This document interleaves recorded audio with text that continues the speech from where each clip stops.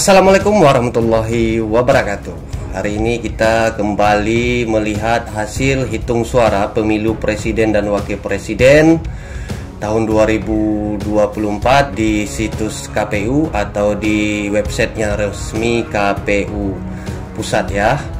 Hari ini kita akan melihat ada kesalahan penginputan suara dari salah satu pasangan calon sehingga terjadinya penggelembungan suara atau pengurangan suara di salah satu pasangan calon. Baik, untuk perolehan suara sementara untuk pasangan Anies berada di posisi 24,84%, sementara Prabowo Subianto 57,95%. Sementara untuk suara Ganjar berada di posisi 17,57%. Baik, dalam penghitungan suara ini kita melihat ada kesalahan penginputan data. Yang pertama itu terjadi di Jawa Timur ya. Kita lihat di Provinsi Jawa Timur ya. Di Jawa Timur kita langsung aja ke Jawa Timur. Kabupatennya Kabupaten Tuban. Selanjutnya kecamatannya juga Tuban. Oke. Kelurahan Sumurgung.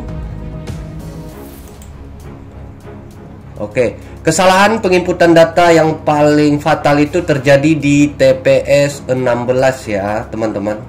Mari kita lihat sama-sama. Untuk TPS 16 ini suara Anies Baswedan itu mendapat 841 suara. Sementara pasangan Prabowo 858 suara. Ini sangat luar biasa suara di sini ya.